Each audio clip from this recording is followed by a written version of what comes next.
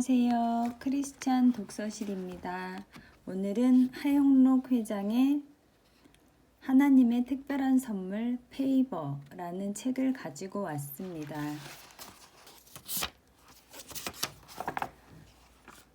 프롤로그.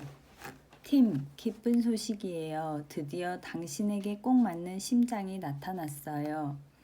그날 아침 나를 담당하고 있던 심장 전문의 중 한 사람인 맨시니 박사가 병실로 들어와 상기된 표정으로 말했다.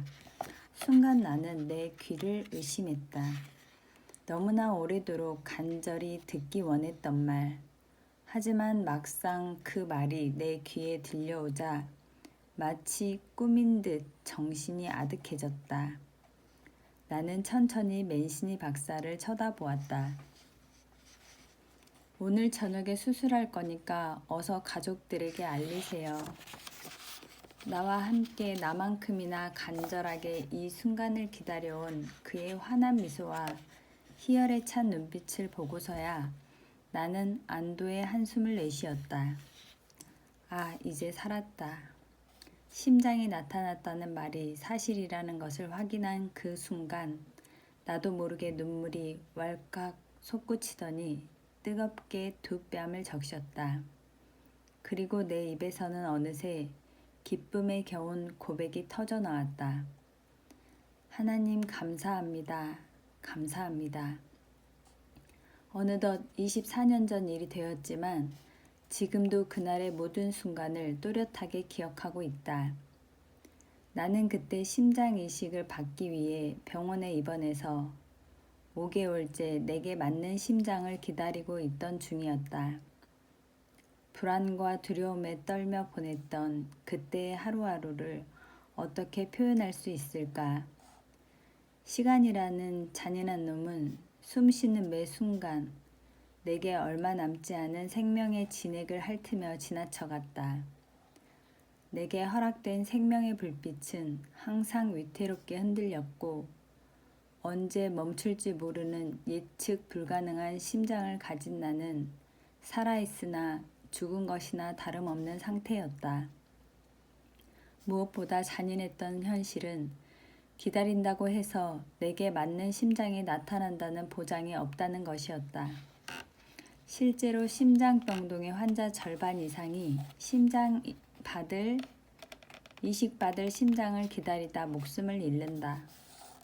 운 좋게 이식 수술을 받는다고 해도 그중 절반은 감염이나 합병증으로 사망한다.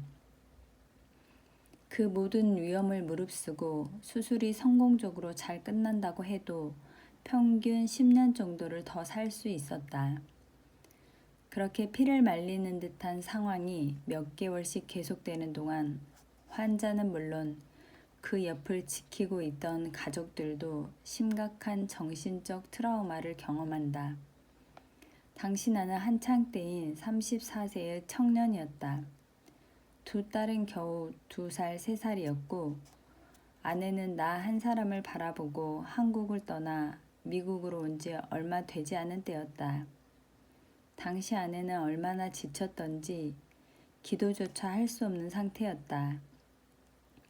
내가 심장병동에 입원해서 기약 없는 기다림을 계속해오던 그 5개월이란 시간은 언제 끝날지 모를 기나긴 고통의 터널이었다. 날마다 심장이 나타나기만을 기다리는 그 간절함은 타는 듯한 목마름이 되어 나를 서서히 말려가고 있었다. 나는 시간이 갈수록 호흡곤란으로 더 심각한 혼수 상태에 빠졌고 의식이 있는 때보다 없는 때가 더 많았다. 의식이 있을 때도 아내와 아이들을 몰라보곤 했다. 그때마다 아내는 이대로 남편이 영원히 자신과 아이들 곁을 떠날지도 모른다는 불안감에 떨어야 했다. 우리에게 소망은 너무도 멀고 희미했다. 바로 그런 절박한 순간에 심장이 나타났다는 소식이 우리에게 전해졌다. 드디어 나에게 맞는 심장이 나타났다. 나의 앞에 길게 그림자를 늘어뜨리고 있던 죽음이 물러가고 조금씩 희망의 불빛이 다가오기 시작했다.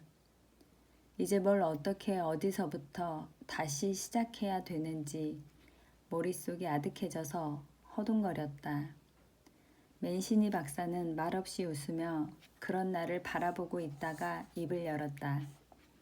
팀, 정말 잘 됐어요.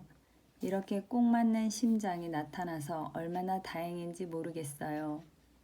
사실 심장병동에선 안타깝게 목숨을 잃는 사람들이 많으니까요. 사흘 전에도 젊은 여성이 헬리콥터에 실려왔는데 그 환자도 맞는 심장을 찾지 못해서 참 안타까운 상황이에요. 새 환자가 들어올 때마다 간호사들이 이야기를 해주어 나 역시 그 일을 알고 있었다. 내 옆방에 입원해 있다고 들었습니다. 그녀는 이틀 내로 심장 수술을 받지 못하면 죽어요. 저런 이틀 내에 꼭 심장을 찾아야 할 텐데요. 말은 그렇게 했지만 이틀 만에 그녀에게 맞는 심장이 나타날 가능성은 희박하다는 걸 알고 있었다. 나 역시 꼬박 5개월을 기다리지 않았던가. 아마도 내가 심장 이식 수술을 하고 깨어나 새로운 삶에 대한 감사와 희열로 들떠 있을 무렵이면 바로 옆방에 있던 그녀가 세상을 떠났다는 말을 전해 듣게 될 것이다. 불과 벽 하나를 사이에 두고 삶과 죽음이 이렇게도 선명하게 엇갈리는 곳이 바로 심장병동이었고 심장병 환자들이 처한 냉혹한 현실이었다. 얼굴 한번 보지 못한 사람이었지만 마치 내가 당한 일처럼 안타까웠다. 맨시니 박사에게는 더더욱 그랬을 것이다. 아마도 그래서 그런 말을 했을 것이다. 생사를 오가는 다급한 환자를 위하는 마음에 내게 굳이 하지 않아도 좋았을 말을 했을 것이다. 아니, 나에게 했다기보다는 그녀를 걱정하는 마음 때문에 무심코 중얼거리듯 한 말이었다. 그런데 그 말이 내 귀에 또렷하게 들려왔다. 그녀에게 필요한 심장과 당신이 이식받게 될 심장이 똑같습니다. 같은 O형에 같은 압력, 같은 사이즈예요. 순간 나는 무엇인가 머리를 얻어맞은 것 같은 충격을 받았다. 2년 가까이 참아 이루 말로 다 할 수 없는 고통 끝에 겨우 만난 심장. 불과 몇 분 전에야 이 고통에서 나를 해방시켜줄 심장을 만났는데 하필이면 바로 옆방에서 죽어가고 있는 사람에게 나와 똑같은 심장이 필요하다니. 더구나 그녀는 그 심장이 없으면 당장 죽을 수밖에 없는 다급한 처지였다. 대체 이게 무슨 얄궂은 일이란 말인가. 내가 너무 놀라자 오히려 맨시니 박사가 더 당황했다. 제가 괜한 말을 했군요. 신경 쓸 것 없어요. 팀, 이 심장은 당신의 심장이에요. 그리고 오늘 저녁에 이식 수술을 할 겁니다. 맨시니 박사는 나의 눈을 보며 힘주어 말했다. 하지만 나에게는 이미 박사의 말이 들리지 않았다. 그 사이 맨시니 박사는 문을 향해 걸어가고 있었다. 1초, 2초, 3초. 그 짧은 순간에 지난 5개월, 아니 심장 이상과 함께 시작된 지난 2년간의 시간들이 주마등처럼 스쳐 지나갔다. 첫 번째 심장. 세상에서 가장 고통스러운 싸움. 내 심장이 심각한 상태라는 사실을 안 것은 1991년 32살 때였다. 당시에 나는 아메리칸 드림을 이룬 청년으로 필라델피아 한인사회의 자랑이었다. 명문 펜실베니아 대학 건축학과를 졸업한 뒤 29세의 나이에 유명 건축 설계 회사의 중역이 되었다. 아버지는 한인사회에서 신망을 받던 목사였고 어머니는 자녀와 교회를 위해 헌신하는 사모로서 존경을 받았다. 나의 아내는 아름답고 명석한 여인이었으며 눈에 넣어도 아프지 않을 두 딸도 있었다. 나는 모든 사람의 부러움을 받는 행복한 사나이였다. 건강도 남에게 뒤지지 않았다.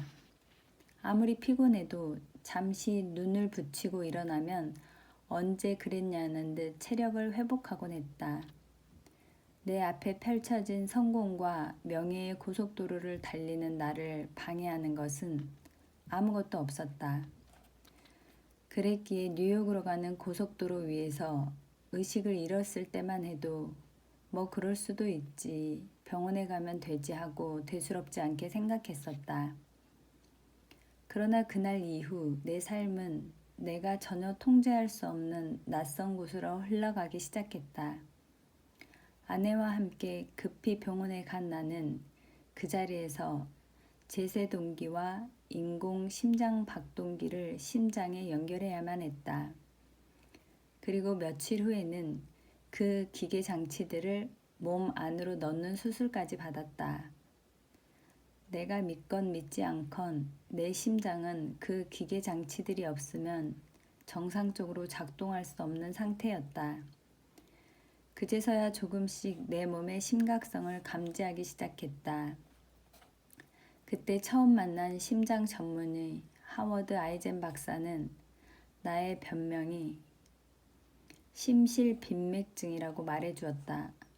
심실빈맥증이란 심장의 박동 속도가 규칙적이지 못해서 어느 순간 심장이 비정상적으로 빠르게 뛰기 시작하면 호흡곤란으로 쓰러지게 되는 무서운 병이었다. 이때 일정한 간격으로 충격을 가해서 심장이 뛰는 속도를 늦춰주는 것이 제세동기였다. 그런데 그 과정에서 심장이 정지하는 상황이 발생한다. 이때를 대비해서 인공 심장 박동기가 필요하다. 즉 심장이 너무 빨리 뛰면 제세동기가, 그로 인해 너무 늦게 뛰면 인공 심장 박동기가 작동한다. 가슴에 기계를 2개나 넣었지만 위기는 계속되었다. 제세동기가 작동하기 시작했다.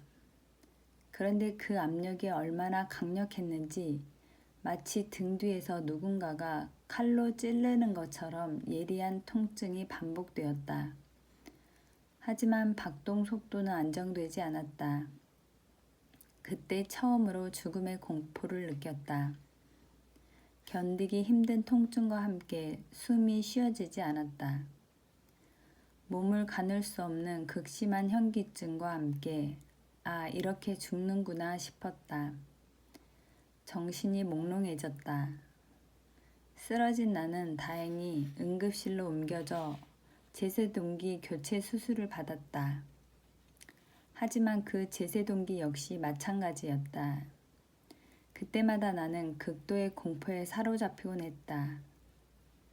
그 순간의 고통과 죽음에 대한 공포는 겪어보지 않은 사람은 모른다. 호흡곤란으로 쓰러지면 곧바로 응급실 행이다.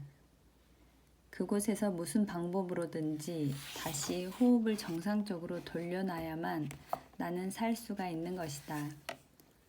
정상으로 돌아왔다고 해도 안심할 수 없는데 내 심실빈맥증은 무서울 만큼 빠른 속도로 악화되어 갔다. 가만히 누워만 있는데도 호흡이 가빠져서 점점 더 고통스러웠다. 처음엔 한 달에 1번, 그 다음엔 한 달에 몇 번, 그러다 일주일에 1번, 나중에는 하루에 2~3번씩 호흡곤란으로 쓰러지곤 했다. 하지만 그런 공포와 긴박한 상황을 수없이 넘기면서도 심장이식 수술만큼은 받고 싶지 않아서 약과 응급처치로 1년을 버텼다. 통제불능의 심장과 함께 나를 덮친 것은 절망이었다. 의식이 명료해질 때면 내 주변의 모든 사람들이 부러워한 내 찬란했던 인생이 끝났다는 생각에 절망했다. 하지만 그래, 그런 것들은 잃어도 괜찮아 하고 생각했다. 건강을 되찾은 다음 다시 시작하면 되니까 말이다. 그런데 사랑하는 아내와 2딸을 생각하면 앞이 막막했다. 무엇보다 아내를 생각하면 가슴이 먹먹해져서 아무것도 할 수가 없었다. 이대로 죽을지도 모른다는 공포는 사랑하는 그녀를 불행하게 만들었다는 죄책감이 주는 고통에 비하면 아무것도 아니었다. 아내는 심장병이 이토록 무서운 것인 줄 몰랐다는 말을 자주 했다. 그토록 에너지 넘치고 활력에 차있던 내가 고속도로에서 쓰러진 그날 이후 아내의 삶은 천국에서 지옥으로 내동댕이 쳐졌다. 아무런 사전 징후도 없이 갑자기 호흡이 거칠어지면서 얼굴이 파랗게 질려서 쓰러지는 나를 볼 때마다 아내의 눈빛에는 두려움이 가득 차올랐다. 이 시기에 아내가 겪었던 고통을 누가 알까? 어린 두 아이들 뒤치다꺼리 하기도 바쁜데 하루 중 대부분의 시간을 병원에 머물며 내 곁을 지켰다. 경제적으로도 최악의 상태였다. 병원에 입원해 있는 동안 매일매일 어마어마한 금액의 병원비가 들어갔다. 다행히 나는 큰 건축회사의 중역이었고 연봉이 높았기 때문에 대부분은 보험으로 가능했지만 10억 원이 넘는 보험금도 거의 바닥을 드러내고 있었다. 설상가상으로 내가 쓰러지기 얼마 전 우리는 우리 형편에 다소 부담이 되는 큰 집을 구입했다. 그 집을 다시 팔고 싶었지만 최악의 불경기여서 집도 팔리지 않았다. 당시 아내는 절박했다. 심각한 심장병을 가진 내가 이전처럼 정상적인 직장 생활을 하는 것이 불가능하다고 판단한 그녀는 이제 자신이 돈을 벌어 가정을 부양해야 한다고 생각하고 있었다. 그래서 나를 간호하고 아이들을 돌보는 한편으로 취직을 하기 위해 백방으로 알아보고 다녔다. 하지만 병든 남편을 간호하며 아이들을 돌보면서 할 수 있는 일은 어디에도 없었다. 그런 아내는 종종 병원의 게시판 앞에서 멍하니 서 있곤 했다. 그 게시판에는 비서나 회계사를 구한다는 광고가 나곤 했다. 아내는 그 게시판을 그냥 지나치지 못했다.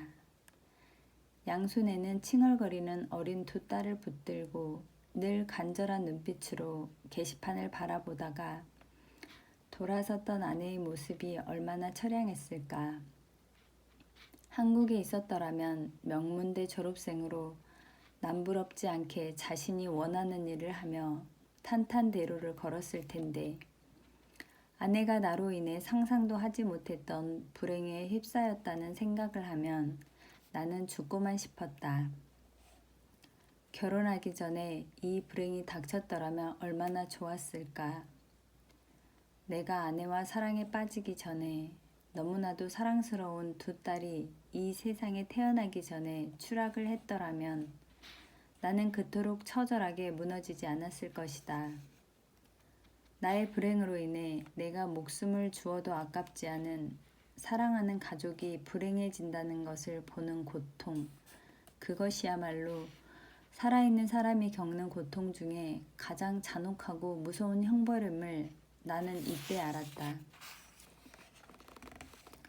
이제 당신은 집에 갈 수 없습니다. 내가 뭘 그렇게 잘못 살았나 하는 억울함과 함께 나를 덮친 것은 참을 수 없는 분노였다. 내 안에서 나를 공격하는 것이 심장이 아니라 하나님인 것처럼 느껴졌다. 그래서 성경에 나오는 욥이 그러했듯이 나 역시 주님을 원망했다. 욥은 중동 지역에서 가장 부유한 사람이었다. 그러나 하루아침에 그 많은 재산을 잃고 아들, 딸을 잃었으며 병에 걸려 극심한 고통에 시달렸다. 어떤 악행도 저지르지 않고 주님께 충직하게 살아온 욥이었다. 그는 분노했다. 그리고 원망했다. 나 역시 평생을 믿고 의지해오던 하나님으로부터 완전히 버림받았다는 절망감에 몸부림쳤다. 아무리 생각해도 이해할 수가 없었다. 목사의 아들로 태어나 교회에서 자란 나는 어렸을 때부터 하나님을 사랑하고 그분의 가르침을 따라 살아왔다. 내 삶의 모든 원칙은 모두 그분의 존재와 성경에서 비롯된 것이라고 믿어 의심치 않았다. 그런 나에게 하나님이 이럴 수는 없었다. 아니 설사 내게 용서받지 못할 큰 잘못이 있다고 치자. 그래도 하나님이 정말 사랑의 하나님이시라면 나로 인해 나보다 더 큰 고통을 당하고 계신 부모님에게는 정말 이럴 수는 없는 것이다.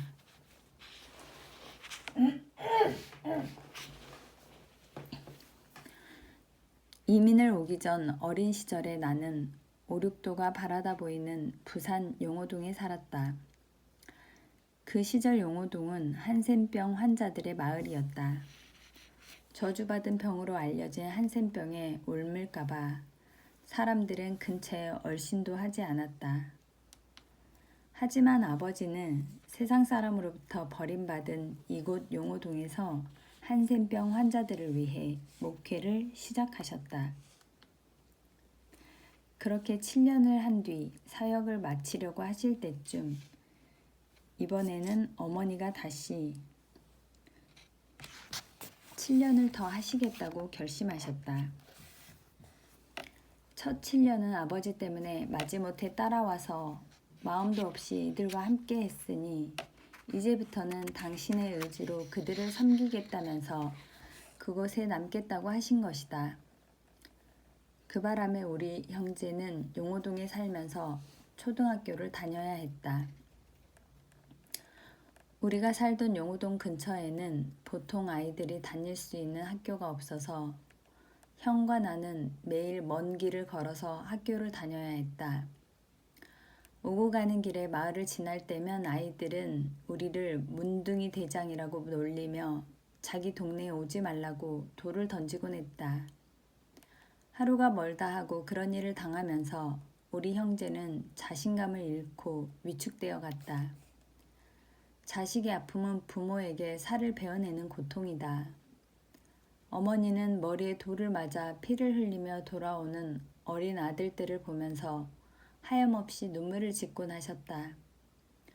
그렇게 두 분은 세상으로부터 버림받은 한센병 환자들을 13년이나 섬기셨다. 미국에 와서도 하나님 앞에 순종하고 헌신적으로 이웃을 섬기는 부모님의 삶은 변함이 없었다. 아버지는 신학교에 다니면서 목수부터 건물 청소부, 택시 기사까지 온갖 일을 하며 내 자녀를 둔 가장으로서 책임을 다하셨다.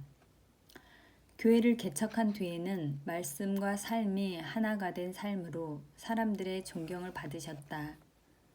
어린 내가 생각해도 아버지는 하나님께 복을 받아 마땅한 사람이었다. 하나님은 천대까지 축복을 주신다고 하니 그런 아버지 덕분에 나는 물론 내 두 딸도 성공적인 삶을 살 거라고 낙관했다. 그런데 내가 쓰러진 뒤 부모님은 나로 인해 나보다 더 큰 고통을 받으셨다. 차라리 당신들이 이 고통을 대신할 수 있도록 해달라고 울부짖으셨다. 그런 부모님을 생각할 때마다 내 마음은 분노로 가득했다. 정말 하나님이 살아계시다면 이런 일은 있어서는 안 되는 것이라고 아버지와 어머니를 봐서라도 나를 이 불행에서 건져주셔야 한다고 울부짖었다.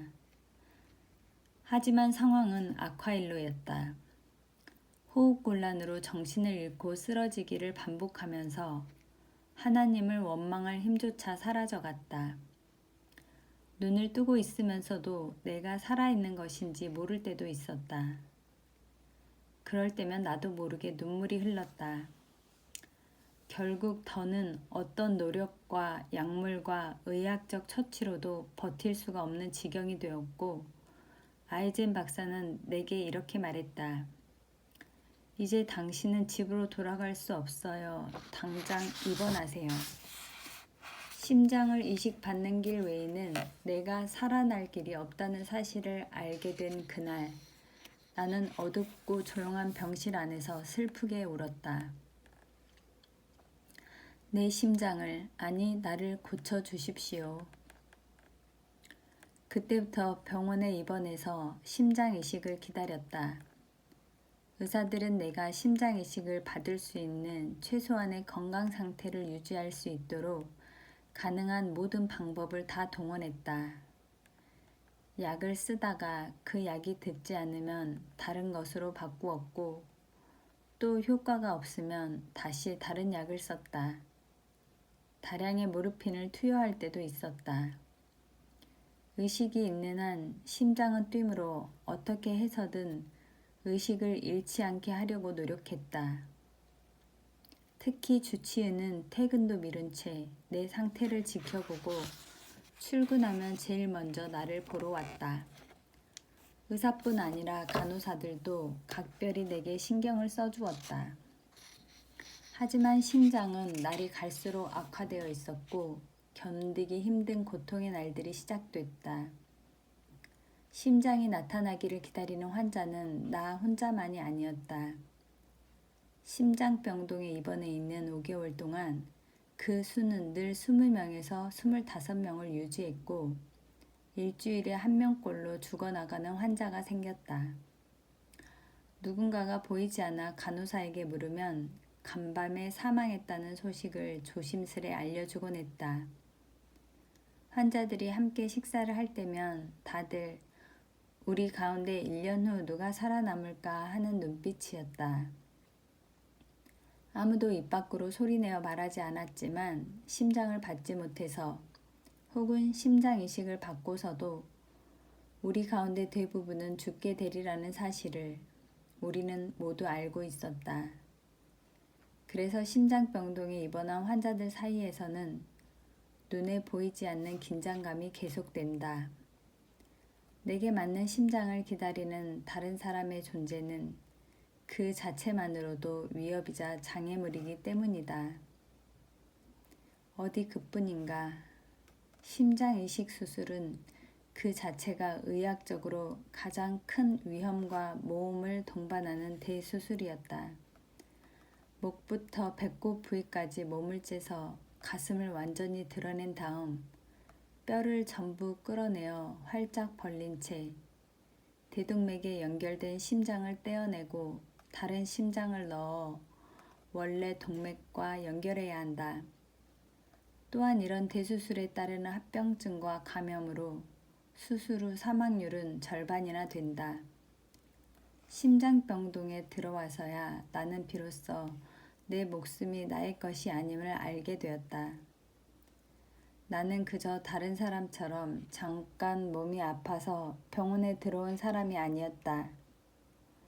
나도 모르는 사이에 나는 죽음의 문턱에 서 있었다. 삶에 대한 근본적인 질문이 내 안에서 아우성쳤다. 과연 무엇이 어디서부터 잘못된 것일까? 나는 그저 주어진 환경에 불평하지 않으며 열심히 최선을 다해 살아왔다. 성공을 하는 것이 축복을 받은 자의 삶이라 생각했고 고생하시는 부모님을 위해 자식이 해야 할 도리라고 생각했다.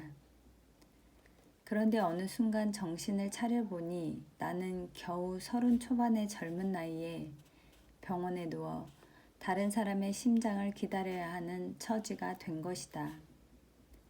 명문대 졸업장도, 유명 회사의 중역 자리도, 심지어 부모님이 하나님 나라를 위해 드렸던 헌신도 아무 소용이 없었다. 오직 누구인지도 어디에 사는지도 모르는 완벽한 타인의 심장만이 나를 살릴 수 있었다. 아니, 그가 죽어야만 내가 살 수 있었다. 아마 그쯤이었을 것이다.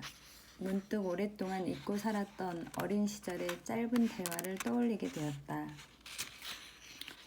용호동에서 살 때 나는 한센병을 앓던 내 또래 아이들과 길 하나를 사이에 두고 장난을 치기도 하고 대화를 나누기도 했다. 나는 초등학교에 다니기 전까지는 사람들이 모두 그 친구들처럼 생긴 줄 알았다. 거울을 본 기억이 거의 없기 때문에 나도 비슷하게 생겼을 거라고 생각했다. 그런데 학교를 다니기 시작하면서부터 나는 사람들이 싫어하는 병에 걸렸다는 것, 그 친구들 때문에 나까지도 몬둥이라고 불려야 한다는 것을 알게 되었다.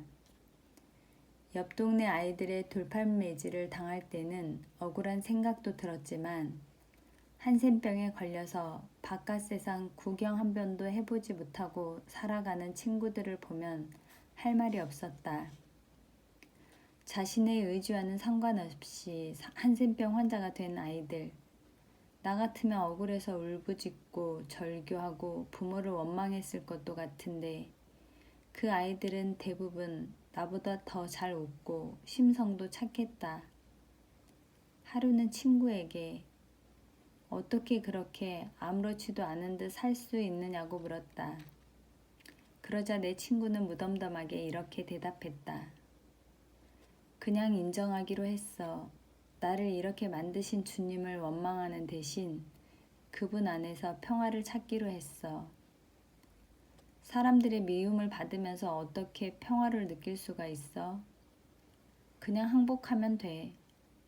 나를 만드신 하나님의 뜻을 믿고 항복하는 거지.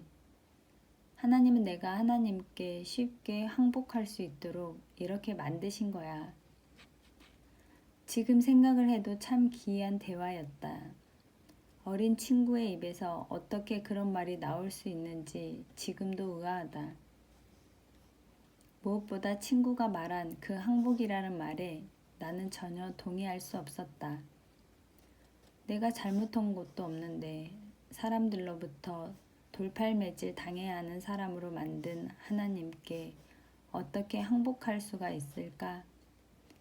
항복을 한다는 것은 나를 이렇게 만든 하나님이 옳다고 인정하는 것이다. 그런 항복은 이해조차 하고 싶지 않았다. 그런 나였기에 막상 심장 이상으로 생명이 위독해졌을 때에도 나는 항복할 준비가 전혀 되어 있지 않았다. 심지어 주치의가 당신은 이제 심장 이식을 받을 수밖에 없다고 말했을 때에도 나는 그의 제안을 거절하고 다른 치료 방법을 찾아보자고 우겼다.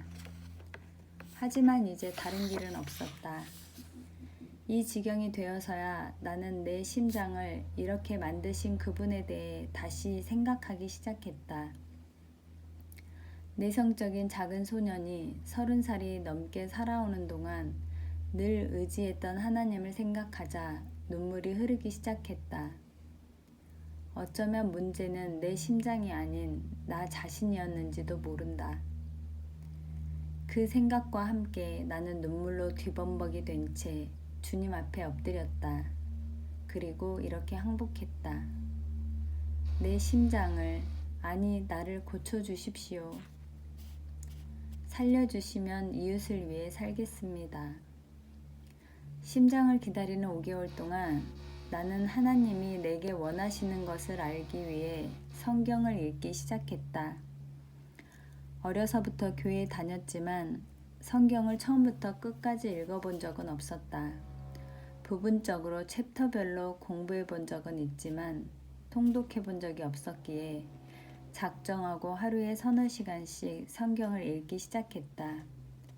그렇게 창세기부터 요한계시록까지 모두 3번을 읽었다. 처음에는 영어로 읽었고 두 번째는 서툰 한국어로 읽느라 고생스러웠다.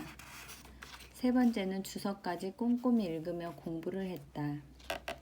이를테면 열왕기상을 보며 어떤 왕은 누구를 살해했고 어떻게 죽었다는 내용까지 일일이 노트에 적고 좋은 왕에는 파란 동그라미, 나쁜 왕에는 빨간 동그라미로 표시도 해놓았다. 그런 식으로 공부하니 재미도 있었고 차츰 깨달아지는 것이 있었다. 성경은 하나님의 말씀을 2가지 계명으로 정리하고 있다는 사실이었다. 그 계명은 바로 하나님을 정성을 다해 사랑하라와 이웃을 내 몸과 같이 사랑하라였다. 아니 가만히 보면 성경은 하나였다. 하나님을 사랑한다면 내 이웃을 사랑해라였다. 그 사실을 깨달은 날 나는 온몸에 전율을 느꼈다. 그때까지 이웃은 엄밀히 말하면 내게는 타인이었다. 그들은 내 인생의 중요한 존재가 아니었다. 나는 내 힘과 내 능력으로 살아왔다고 믿었다. 내 인생의 중심은 나였다. 능력대로 열심히 일하며 내 길을 가면 그뿐 다른 사람들의 삶에는 관심이 없었다. 그 사람들을 사랑하고 섬기는 일은 목회자에게 맡기고 나는 내 인생을 열심히 살면 된다고 생각해왔다. 그런데 성경을 읽으면 읽을수록 그게 아니었다. 내가 만일 하나님을 신뢰하고 그분을 사랑하는 게 맞다면 나는 그와 동일한 사랑으로 이웃을 사랑해야 하는 것이다.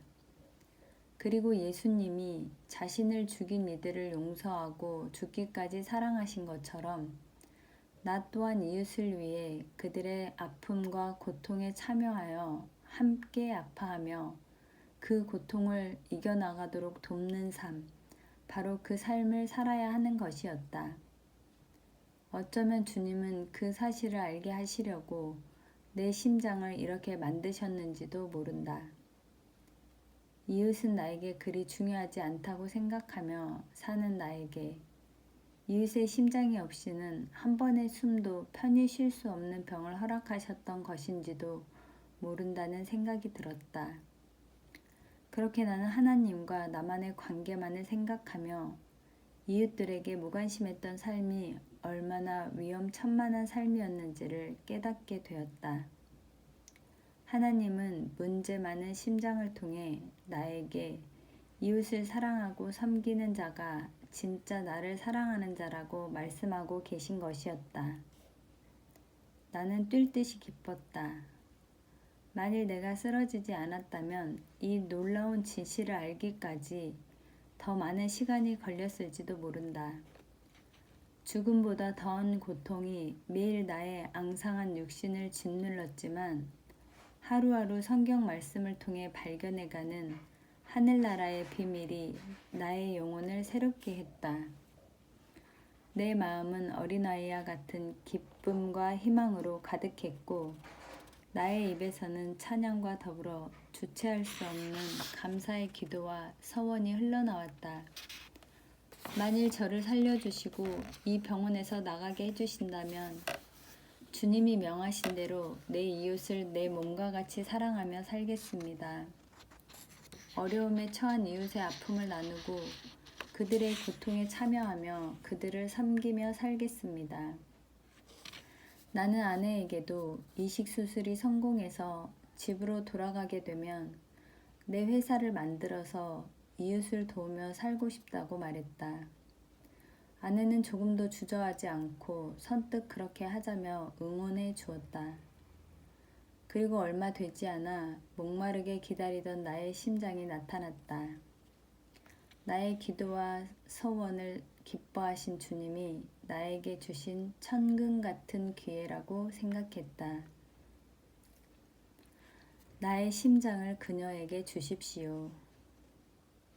그런데 불과 몇 분 뒤 상상도 못했던 돌발 상황이 발생한 것이다. 바로 옆방에서 내 심장과 똑같은 조건의 심장을 구하지 못해 한 여인이 죽어가고 있었던 것이다. 그 여인의 존재는 나를 혼란스럽게 했다. 맨시니 박사는 그런 나를 진정시키며 거듭 저 심장은 당신의 심장이며 오늘 저녁에 이식 수술을 할 테니 준비하라는 말을 남기고는 문을 향해 걸어가고 있었다. 뚜벅뚜벅 걸어가는 박사의 발걸음 소리가 귀에 메아리 쳤다. 1초, 2초, 3초. 박사가 이 방을 나가기 전 나는 뭔가 해야 했다. 박사님, 나는 다급하게 그를 불러 세웠다. 맨시니 박사가 뒤돌아서서 나를 바라보았다. 내 것과 똑같은 심장을 못 찾으면 옆 병실의 저 여자 환자는 정말 이틀 안에 죽습니까? 그렇습니다. 고개를 갸웃하는 그에게 나는 다시 한번 다짐을 받듯 물었다. 확실한가요? 확실합니다. 우리가 검사한 결과 이틀을 못 넘길 겁니다. 그는 이렇게 말하며 나에게 다가왔다. 그리고 대체 무슨 생각을 하고 있는 것인지 모르겠다는 눈빛으로 나를 바라보았다. 이틀을 못 넘긴다는 말은 희망이 없다는 뜻이었다. 그러니 포기하라는 뜻이었다. 나도 그러고 싶었다. 하지만 그럴 수 없었다. 그래서 나는 잠시 호흡을 고르고 떨리는 목소리를 애써 가라앉히며 다시 물었다. 만일 제가 오늘 이식 수술을 받지 못하면 얼마나 더 살 수 있을까요? 팀, 말해주세요. 제가 얼마나 더 살 수 있을까요? 잠시 머뭇거리던 박사가 차분하게 대답했다. 일주일입니다. 잘 견뎌주면 한 달까지도 살 수 있을 겁니다. 그의 대답은 벅찬 기쁨과 감사로 가득했던 내 마음을 고뇌와 갈등에 휩싸이게 했다. 그녀에게 허락된 시간은 이틀. 하지만 나에겐 최소 일주일의 시간이 남았다. 비록 그녀보다는 몇 배나 많은 시간이지만 내 생의 마지막이 될지도 모를 그 일주일은 견딜 수 없는 고통의 시간일 것이다. 기가 막혔다. 나도 죽어가는 마당에 왜 다른 사람의 생사를 걱정해야 하는가. 이 심장은 나의 것이고 아내와 어린 두 딸이 기다리는 집으로 돌아갈 수 있는 마지막 희망이자 기회였다. 하지만 나는 두 번 다시 오지 않을지도 모를 그 기회를 선뜻 손 내밀어 잡을 수가 없었다. 나보다 더 급하게 그 심장이 필요한 사람을 모른 척 해도 되는 것일까? 내 이웃을 내 몸과 같이 사랑하겠노라고 했던 나의 다짐은 지금 이 상황과는 상관이 없다고 믿어도 되는 것일까? 당연히 괜찮지. 아내와 아이들을 생각해. 넌 충분히 고통받았어. 이제 이 심장으로 그 고통을 끝내고 하나님과 약속한 삶을 시작해. 하고 외치는 확신에 찬 소리가 들려왔다. 내 안에 있는 나의 목소리였다.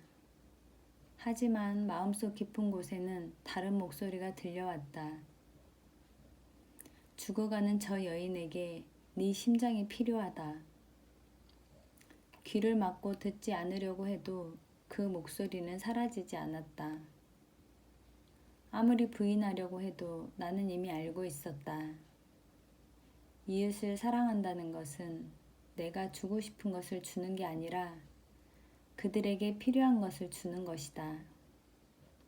예수님도 자신의 아름다움을 주고 가신 게 아니라 죄인인 친구들을 살리기 위해서 스스로가 죄인이 되어 대신 돌아가셨다. 누군가를 살리기 위해서는 누군가가 죽어야만 한다. 내 몸과 같이 누군가를 사랑한다는 것은 그 사람을 대신해서 내가 죽는 것을 말한다. 바로 그것이 이웃사랑이라는 것을 나는 이미 알고 있었다. 그 신앙적 양심이 계속 나에게 되묻고 있었고 나는 대답을 해야만 했다. 조용히 박사를 바라보았다. 그리고 이렇게 말했다. 그녀에게 이 심장을 주십시오. 박사는 소스라치도록 놀라며 나를 만류했다. 팀, 말도 안 되는 소리 하지 말아요. 그럴 필요 없어요. 제발 이러지 말아요. 내가 괜한 말을 했습니다. 이러다 만약 당신이 죽으면 이 병원에 있는 사람들이 전부 날 다 비난할 겁니다. 이미 결정했습니다. 제 마음은 변하지 않습니다. 부탁드립니다, 박사님. 이 심장을 그녀에게 주십시오. 그럴 수 없어요. 만일 당신이 그렇게 하고 싶다면 이건 혼자 결정할 문제가 아니에요. 가족들과 상의하세요. 목숨이 달린 일인데 이렇게 성급하게 결정할 일이 아니에요. 나는 천천히 고개를 저었다. 가족과 상의를 하나마나였다. 아내와 부모님이 내 결정에 찬성할 리 없었다. 내 자식이 이런 상황이라면 나도 당연히 반대할 것이다.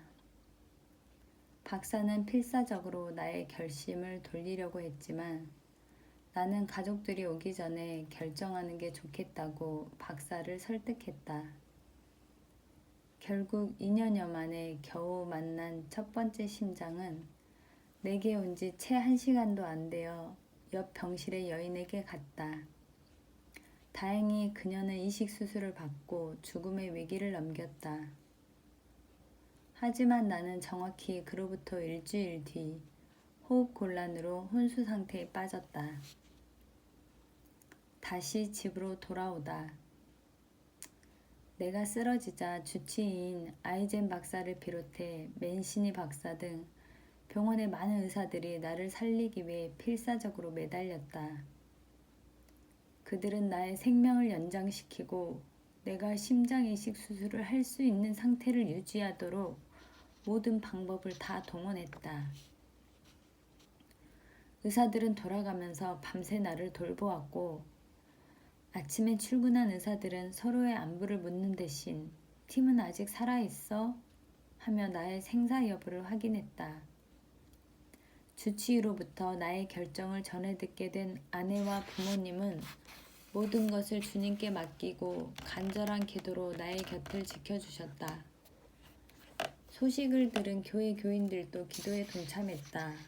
그렇게 기도의 불길은 뜨겁게 타올랐지만 이미 제 수명을 다한 나의 심장은 서서히 나를 죽음으로 몰아가고 있었다. 그런데 이상한 일이 벌어지기 시작했다. 병원 분위기가 달라지기 시작한 것이다. 죽음을 눈앞에 둔 환자가 다른 사람에게 심장을 양보했다는 이야기가 퍼지면서 감동을 받은 간호사와 병원 직원들이 변하기 시작했다. 응급 상황이 벌어지는 병원은 늘 온갖 불평을 늘어놓는 환자들과 지친 직원들 사이에서 큰 소리가 오가기 마련인데 그런 일이 서서히 줄어들기 시작했다. 직원도 의사도 심지어 환자들까지도 선한 마음을 발휘했다. 미움과 질투 대신 서로를 이해하려고 애쓰며 돕고 배려하기 시작한 것이다.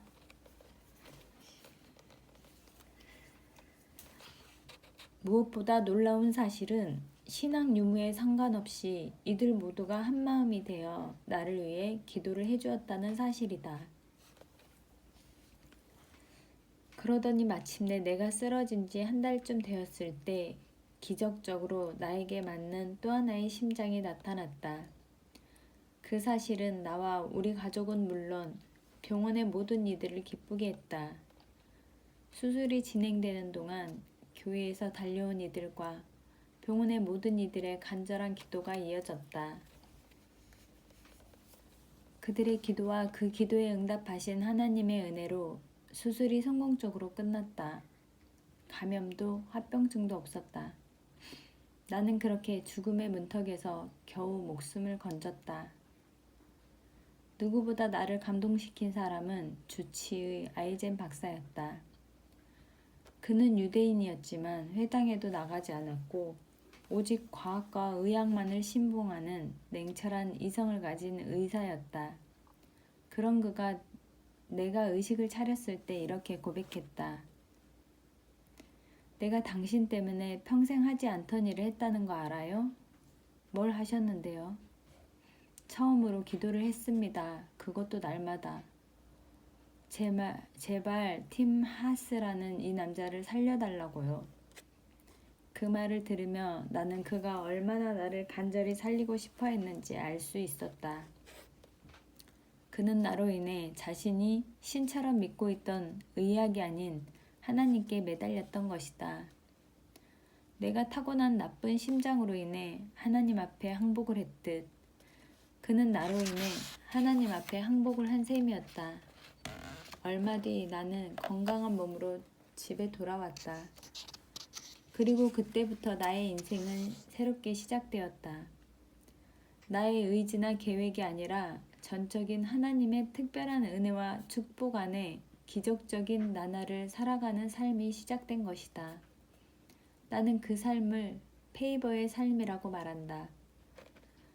성경의 역사 속에서 하나님은 사랑하시는 모든 자녀들에게 이 특별하고도 비밀스러운 페이버를 부으셨다. 지금 나를 아는 모든 사람이 놀라운 시선으로 바라보고 있는 내 삶의 기적은 모두 페이버의 축복이다. 그리고 그 축복은 당신을 위해서도 준비되어 있다. 지금부터 당신에게 페이버에 관한 놀라운 비밀을 들려주고자 한다. 첫 번째 심장, 그 후. 나의 이웃은 누구인가? 내가 살기 위해서는 누군가가 죽어야 한다는 사실을 처음 알게 되었을 때 내가 받은 충격은 정말 컸다.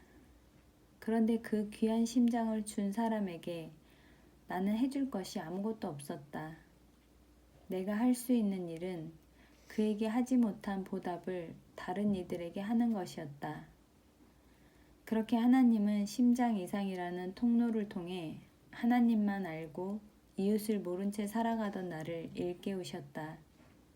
하나님을 사랑한다면 그 사랑으로 이웃을 동일하게 사랑하며 살아가야 한다는 사실을 알게 하셨다.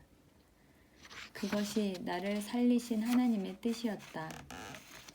이것이 내 회사를 시작하기로 한 결심한 이유였다. 물론 나와 내 가족을 위해서도 비즈니스는 필요했다. 약값도 필요했고 생활을 꾸려나가야 했으며 아이들 미래도 생각해야 했다. 그러나 나와는 전혀 다른 철학으로 운영되는 기존의 회사에 들어가서는 하나님과의 약속을 지킬 수가 없을 것 같았다. 그래서 내 회사를 시작하기로 한 것이다. 그런데 예상치 못한 벽에 부딪혔다. 아내가 반대를 하고 나선 것이다. 병원에 있을 때에는 나의 뜻에 선뜻 동의해 주었는데 막상 몸이 건강해져서 집에 돌아오자 태도가 돌변했다. 나는 여간 실망한 게 아니었다. 하루라도 빨리 새 출발을 하고 싶었다. 자신도 있었다. 그런데 아내는 요지부동이었다. 창업을 반대하는 가장 큰 이유는 나의 건강 문제였다. 매일 약을 한 움큼씩 먹어서 얼굴이 퉁퉁 부은 사람이 무슨 사업을 하겠냐는 거냐는 이유에서였다. 아내는 창업은 그만두고 당분간 회사를 좀 더 다니면 어떠냐고 권했다. 마침 내가 다니던 회사에서도 퇴원했다는 소식을 듣고 여러 가지 배려를 해주었다. 아직 회복 중이니 매일 출근을 하지 말고 프로젝트만 가져오라고 했다. 그러면 월급을 주겠다는 것이었다. 물론 내 인맥과 실력을 인정해서 해준 제안이지만 미국 정서상 나를 해고하기 곤란한 상황이기도 했다. 몸이 아프다고 해서 중역을 해고한다면 사원들이 좋게 생각할 리가 없었기 때문이다. 하지만 아내는 의료보험과 여러 가지 문제가 해결된다는 이유로 몸이 완전히 회복될 때까지 회사를 다니라고 권했다. 하지만 난 회사로 돌아갈 생각이 전혀 없었다. 게다가 건축사 자격증을 가진 것은 나였고 회사를 시작하는데 아내가 필요한 것도 아니었다. 시간이 가면 아내도 이해할 것이라 여기고 회사를 시작해도 그만이었다. 아마 아프기 전이었다면 아내의 반대를 무시하고 회사를 시작했을 것이다. 하지만 죽음의 문턱까지 갔다 오는 동안 아내를 생각하는 나의 마음은 완전히 달라져 있었다. 성경 말씀에 의하면 아내는 나의 가장 소중하고 가까운 이웃이었다. 내가 다른 수많은 이웃들을 위해 아무리 좋은 일을 많이 한다고 해도 나의 가장 소중한 이웃인 아내를 무시하고 그녀를 다시 외롭게 하거나 근심하게 만든다면 아무런 의미가 없다고 생각했다. 더구나 지난 2년간 나로 인해 모진 고생을 한 아내였다. 더 이상 그녀를 걱정시키는 일은 하고 싶지 않았다. 아내는 내가 섬기고 도와야 할 첫 번째 이웃이었다. 나는 아내가 허락할 때까지 창업을 미루기로 했다. 그리고 퇴원한 지 6개월이 지난 뒤 다시 회사에 출근했다. 처음에는 일주일에 2, 3일 정도 출근했고 퇴원한 지 10개월쯤 되었을 때부터는 풀타임으로 근무했다. 그렇게 1년의 시간이 지났다. 이웃을 돕기 위해 존재하는 회사, 팀 하스의 탄생. 그쯤 내과 의사인 남동생에게서 전화가 걸려왔다. 가족 중에 가장 긍정적이고 위트 넘치는 말로 분위기를 밝게 만들어주는 동생. 나는 그와의 대화가 늘 즐겁다. 그날은 내가 회사를 시작하고 싶어 한다는 말을 전해 듣고 전화를 한 거였다. 형, 창업하고 싶어 한다면서? 아내가 허락을 해주면 곧 시작하려고. 그런데 왜? 나도 기업을 하고 싶은데 내과병원을 개업하려면 적어도 30만 달러 정도 들거든. 건축 설계 회사를 개업하는 데는 얼마나 들어? 사무실이 있어야 하는데 일단 집 차고에서 하면 되고 그 외엔 컴퓨터 하나만 있으면 되지. 그래? 건축 설계 회사 차리는 건 훨씬 간단하네. 그러고 나서 몇 가지 안부를 묻고는 전화를 끊었다. 싱거운 녀석이라 생각하며 잊어버렸는데 그로부터 약 한 달 뒤 집에 소포가 배달됐다. 동생이 보낸 커다란 박스 3개가 도착한 것이다. 아내와 함께 뜯어보니 컴퓨터 세트였다. 컴퓨터 한 대도 살 형편이 안 되는 형을 위해 동생이 신용카드로 사서 보내준 것이었다. 나는 콧등이 찡해져서 아무 말도 못하고 서 있는데 아내는 어이가 없다는 듯이 말했다. 당신 심장만 고장난 게 아니라 머리도 어떻게 된 거 아니에요? 두 손 들었다는 듯이 고개를 절레절레 흔들며 기어이 사업을 하겠냐는 거냐고 묻듯이 나를 바라보았다. 그 눈빛 속에서 나는 아내의 마음이 기울고 있다는 것을 알았다. 그래서 조용히 그녀의 대답을 기다리고 있는데 이윽고 아내가 입을 열었다. 그래요, 이젠 사업을 시작할 때도 된 것 같아요. 순간 나는 가슴이 뭉클해져서 아내를 바라보았다. 1년 동안 간절히 듣고 싶었던 그 말을 들으며 그 시간을 견디며 기다릴 수 있도록 함께 해주신 하나님께 감사했다. 아내는 나의 창업을 허락해 주었을 뿐 아니라 회사에 합류하기로 했다. 아내는 미국에 와서 MBA를 마치고 직장 생활을 하다가 둘째 딸을 낳은 뒤 직장을 그만두었었다. 나는 클라이언트들을 만나고 제안서를 쓰고 건축 설계를 하는 등 주된 업무를 맡고 아내는 전화를 받고 사무실을 지키는 비서 임무를 맡기로 했다. 회사 이름은 나의 미국식 이름인 팀 하스로 하고 회사의 사원에는 이웃사랑의 뜻을 담았다. 우리는 이웃을 돕기 위해 존재한다. 이 사원은 병원에 있을 때 잠언서를 읽던 중 감동을 받아 31장 20절을 근거로 만든 것이다. 비즈니스를 통해 이웃사랑을 실천하는 회사를 만드는 것이 창업의 목적이었다. 하지만 가까운 친지나 친구들은 이 사원을 보며 고개를 갸웃했다. 이익을 추구하는 것이 회사인데 이웃을 돕기 위한 회사가 얼마나 가겠냐는 걱정 어린 눈빛이었다. 하지만 나는 이웃사랑이 아닌 다른 목적으로 비즈니스를 할 생각도 이유도 없었다. 다시는 옛날로 돌아가고 싶지 않았기 때문이다. 그렇게 내 회사 팀 하스가 탄생했다. 드디어 첫 출근하는 날 아침이 밝았다.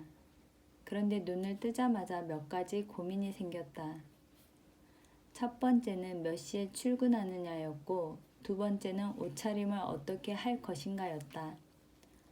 전에 회사에 다닐 때처럼 아침 8시까지 출근을 할 것인가 아니면 셀러리맨처럼 9시에 맞춰서 출근을 해야 하나 고민이 되었다. 옷차림도 문제였다. 회사에 다닐 때는 와이셔츠에 넥타이를 매고 출근을 했지만 불과 몇 발자국 옆에 있는 내 집 차고로 가면서 그런 복장으로 가는 건 우스워 보였다.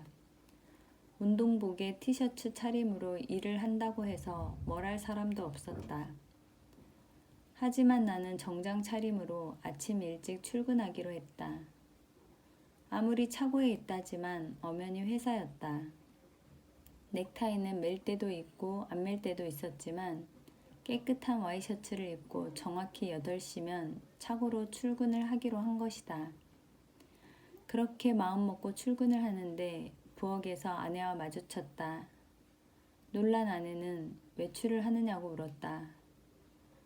나는 아무렇지도 않다는 듯 출근하는 길이라고 대답했다. 아내의 눈이 또 한 번 휘둥그레졌지만 더 이상 아무 말도 하지 않았다. 나의 결정이 옳다는 뜻이었다. 기분이 좋았다. 회사에 출근해서 가장 먼저 한 일은 메일로 나의 지인들에게 창업을 알리고 도움을 요청하는 편지를 쓰는 일이었다. 70여 통의 이메일을 보냈지만 전화는 한 통도 하지 않았다. 이전에 내가 회사에 다닐 때 알았던 고객들과는 거래를 할 수 없었기 때문이다. 미국에서는 회사에 고용되어 중역이 되면 회사를 관두더라도 3년간은 그 회사의 고객과 거래를 하지 않는다는 계약을 한다. 그것은 건축 분야뿐 아니라 대개의 다른 업계에서도 통하는 관행이다. 내가 만일 회사에서 알았던 고객과 연락을 해서 그 회사와 했던 일을 하면 나는 고소를 당하도록 되어 있었다. 그런 상황이고 보니 적극적으로 마케팅을 할 수도 없는 상황인데다가 내가 창업을 한 1994년 당시는 미국이 불황후유증으로 여전히 경기가 어려운 때였다. 한국 IMF 사태 때와 비슷했다. 불경기가 장기화되면서 사업을 시작하기엔 최악의 환경이었다.